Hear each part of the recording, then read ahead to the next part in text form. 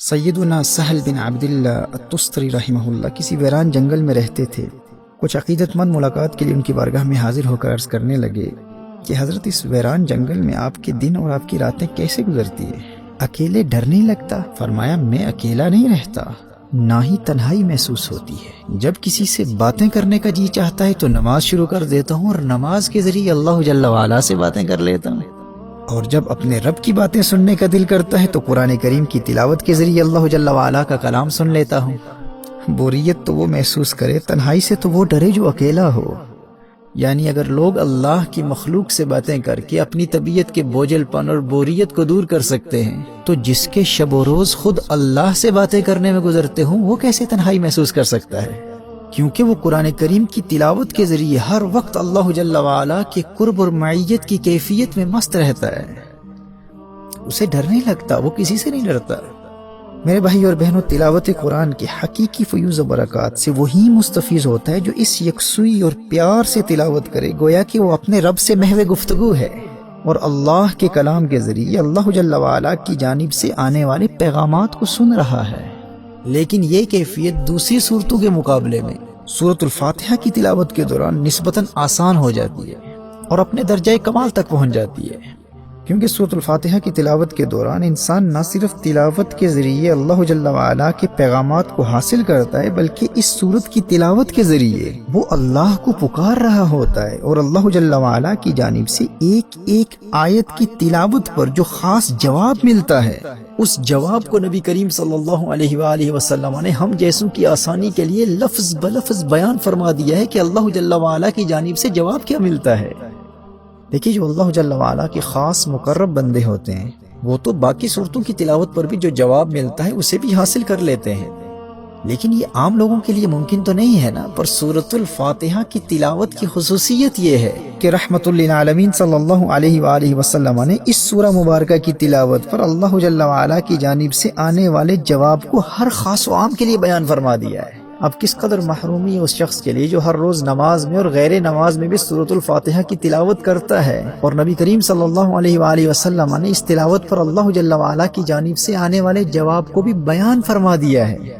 لیکن اس غافل نادان کو آج ان تک یہ موقع ہی نہیں ملا کہ وہ یہ جاننے کی کوشش کرے کہ جب میں سورۃ الفاتحہ کے ذریعے اللہ کی حمد بیان کرتا ہوں اور اللہ کو پکارتا ہوں تو میرے اللہ کی جانب سے کیا جواب آتا ہے۔ تو سماعت فرمائیے، حدیث قدسی ہے، نبی کریم صلی اللہ تعالی علیہ وآلہ وسلم نے ارشاد فرمایا کہ اللہ جل وعلا نے ارشاد فرمایا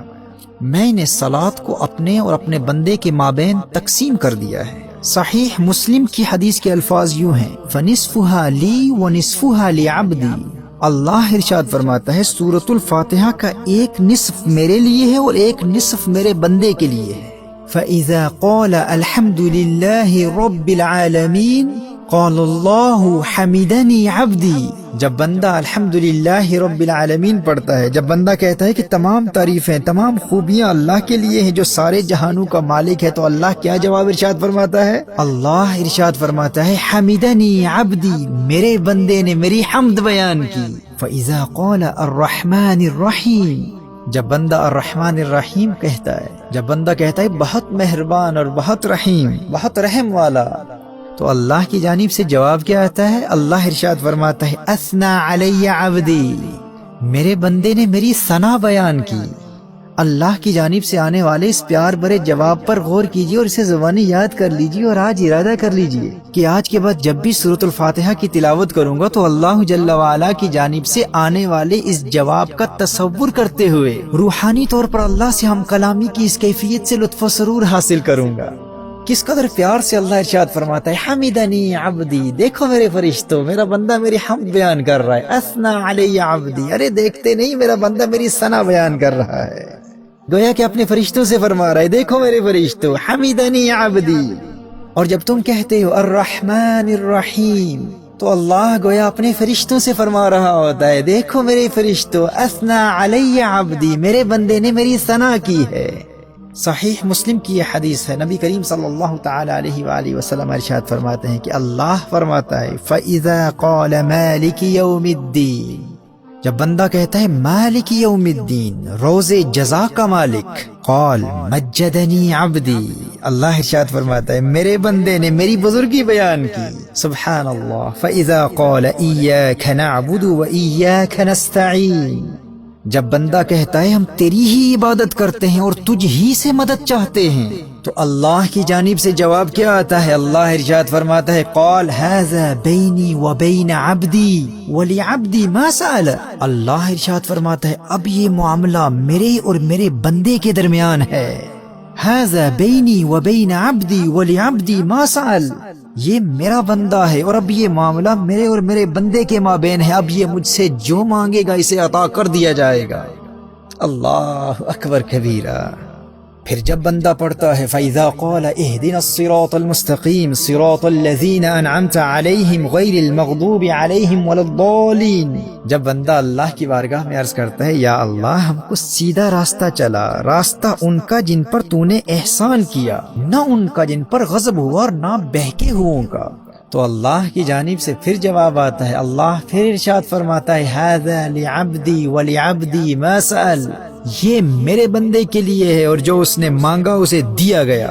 میرے بھائی اور میری بہنوں، سورۃ الفاتحہ کا ترجمہ بھی یاد کر لو اور اللہ جل وعلا کی جانب سے آنے والے اس جواب کو بھی بار بار سنو اور اس کے مفہوم کو ذہن نشین کر لو۔ دیکھیے جب ایک عبد اپنے معبود کی جانب سے آنے والے جواب کو جان لیتا ہے اور اس سے روحانی طور پر لطف اندوز ہو کر سورۃ الفاتحہ کی تلاوت کرتا ہے، تو ایسے تلاوت کرنے والے کے لیے اللہ جل وعلا سے روحانی طور پر ہم کلامی کی وجدانی کیفیت حاصل کرنا بہت آسان ہو جاتا ہے، کیونکہ نہ صرف وہ جواب کے آنے پر یقین رکھتا ہے بلکہ اس جواب کو بھی جانتا ہے کہ وہ جواب ہے کیا۔ اس لیے میں کہتا ہوں کہ سورۃ الفاتحہ کی روحانی پاور سے فائدہ حاصل کرنا اور خشوع و خضوع حاصل کرنا دوسری صورتوں کی بنسبت بہت آسان ہو جاتا ہے، کیونکہ ہر عام و خاص کو بتا دیا گیا ہے کہ اس جانب سے جواب کیا آ رہا ہے۔ آج کے بعد اللہ جل وعلا کی جانب سے آنے والے اس پیار بھرے جواب کا تصور کرتے ہوئے اور اس پر یقین رکھتے ہوئے پورے انہماک کے قلب کے ساتھ اس خوبصورت تصور میں ڈوب کر کے میں اپنے رب سے باتیں کر رہا ہوں، رب کی جانب سے جواب بھی آ رہا ہے، سورۃ الفاتحہ کی کثرت سے تلاوت کی عادت بنا لو اور پھر دیکھو یہ سورۃ الفاتحہ تمہاری دنیا اور آخرت کو کس طرح سنوار دیتی ہے۔ قرآن کریم کی جن صورتوں کے فیوز و برکات بیان کیے جا چکے ہیں، ان کا دار و مدار پڑھنے والے کی روحانی کیفیت پر ہوتا ہے کہ وہ کس قدر یکسوئی اور اللہ جل وعلا سے ہم کلامی کی کیفیت میں محو ہو کر پڑھتا ہے۔ جو جتنا زیادہ اپنے رب سے راز و نیاز کی باتیں کرنے اور رب کے کلام کو سننے اور اللہ جل وعلا سے سرگوشی کرنے کی کیفیت میں ڈوب کر قرآن کریم کی تلاوت کرتا ہے، اسے اس کی زندگی میں ان صورتوں کی تلاوت کے اتنے ہی زیادہ روحانی اور مادی فوائد حاصل ہوتے ہیں۔